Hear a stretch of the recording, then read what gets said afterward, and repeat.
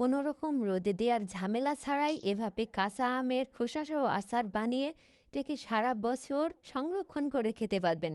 আচারটা এত বেশি মজা যে আমার বানানো 2 থেকে 3 দিনের মধ্যেই সব শেষ। আপনারা এভাবে বানিয়ে রেখে খিচুড়ি কিংবা ভাতের সাথে উপভোগ করতে পারেন।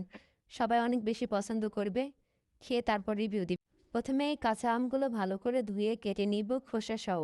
তার মধ্যে হাফ চা চামচ লবণ, হাফ চা চামচ হলুদ পাউডার, হাফ চা চামচ মরিচের গুঁড়া দিব, দিয়ে মাখিয়ে এটা 3 থেকে 4 ঘন্টা রোদে কিংবা ফ্যানের বাতাসের নিচে রেখে পানিটা যেন শুকিয়ে যায় সেই অবস্থায় রাখতে হবে।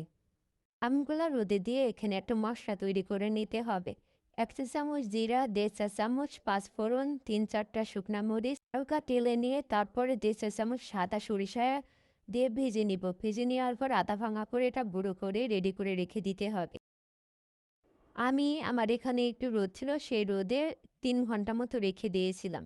তারপর একটা কড়াইতে হাফ কাপ সরিষার তেল নিয়ে নিব, তার মধ্যে হাফ চা চামচ পাঁচফোড়ন দিয়ে আর 1 টেবিল চামচ রসুন কুচি দিয়ে ভালো করে এটা ভেজে নিব হালকা করে।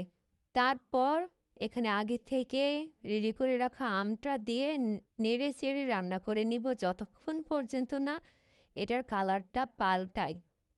এভাবে বারবার নেড়ে চেড়ে রান্না করে নিয়ে যখন দেখবেন এখানে কালারটা পাল্টে এসেছে, তখন এখানে পরিমাণ মতো লবণ দিয়ে দিব।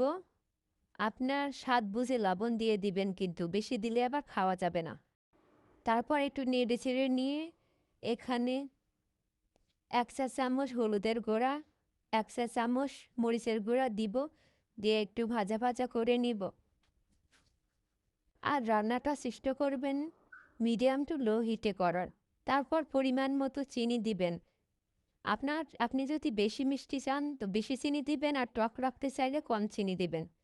আমি এখানে প্রায় হাফ কাপের মতো চিনি দিয়ে দিয়েছি।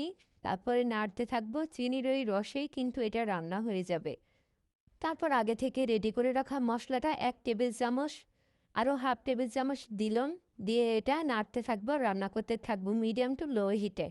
আপনার এটা রান্নার উপরেই কিন্তু নির্ভর করবে এটা কতদিন ঠিক থাকবে, তাই চেষ্টা করবেন লো হিটে ভালো করে রান্না করা। আমার একটু চিনি প্রয়োজন ছিল, তার একটু চিনি দিয়ে দিয়েছি। আপনি লবণ চিনিটা একটু চেকে নেবেন। এটা যেন বেশি দিন ভালো থাকে, তাই এখানে 1 চা চামচ ভিনেগার দিয়ে দিলাম। ভিনেগার দিয়ে এটা আরও কিছুক্ষণ আমি রান্না করে নেব। রান্না করে নিয়ে যখন এটা শুকিয়ে যাবে, পানি টেনে নিবে এবং তেল বের হয়ে যাবে, তখন এটা চুলাটা বন্ধ করে দিব। রেসিপিটা যদি আপনাদের ভালো লাগে অবশ্যই লাইক কমেন্ট করবেন এবং সাবস্ক্রাইব করতে ভুলবেন না। আপনাদের কোনো কিছু জানার থাকলে কমেন্ট করবেন, আমি রিপ্লাই দেওয়ার চেষ্টা করব। পাশে থাকবেন। ধন্যবাদ। ভালোবাসা নেবেন।